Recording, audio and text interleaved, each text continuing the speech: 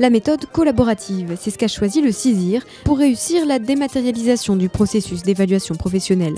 Après une première ébauche d'outils créés par les développeurs, il a organisé un hackathon. Lorsqu'on a essayé de recueillir les besoins utilisateurs, on s'est rendu compte que c'est un peu compliqué d'échanger avec les utilisateurs, avec l'équipe projet. Et on s'est dit pourquoi pas un hackathon qui va regrouper les différents utilisateurs, les différents profils et recueillir un maximum de besoins en très peu de temps. L'idée, c'est d'accélérer la phase de conception de ce projet et de mieux comprendre, de mieux cerner le besoin utilisateur pour bien évidemment leur proposer un produit qui réponde au mieux à leurs besoins. Le but que nous poursuivons, c'est d'avoir à l'issue de l'hackathon un produit qui soit jugé utilisable par les ministères et de l'expérimenter dès le début de l'année 2017. Pendant ces 2 journées, des agents des ministères de l'écologie et de la défense ont pu tester l'outil à travers différents ateliers.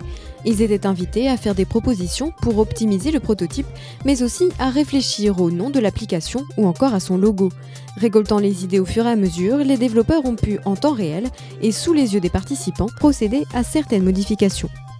Nous avons pu présenter un certain nombre d'évolutions sur l'application. Par exemple, la mise en place de nouveaux indicateurs beaucoup plus pertinents pour le pilotage des campagnes, la mise en place de fonctionnalités concernant l'ergonomie également, afin de rendre un petit peu plus lisibles les formulaires d'évaluation et tout ce qui est la partie statistique pour le pilotage. Un exercice apprécié des participants et des développeurs. On a pu voir l'ensemble du démonstrateur ou d'une première version de l'application, avoir déjà des premiers retours de la part de l'ensemble des participants pour le ministère de l'écologie comme pour le ministère de la Défense, donc déjà des bons points positifs en tout cas. Alors c'est un exercice qui est très enrichissant. Les remarques qu'on peut retrouver lors des ateliers et les demandes d'évolution sont vraiment très pertinentes et très souvent des problématiques métiers sur lesquelles on n'est pas forcément attentif au moment du développement.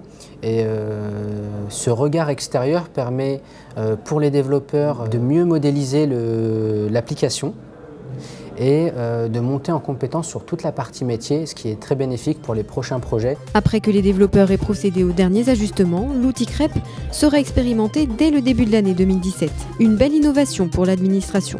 Là, on passe d'applications qui sont pour les citoyens à une modernisation pour les services de l'administration elle-même, pour les gestionnaires, pour les agents publics, et c'est ça qui est intéressant.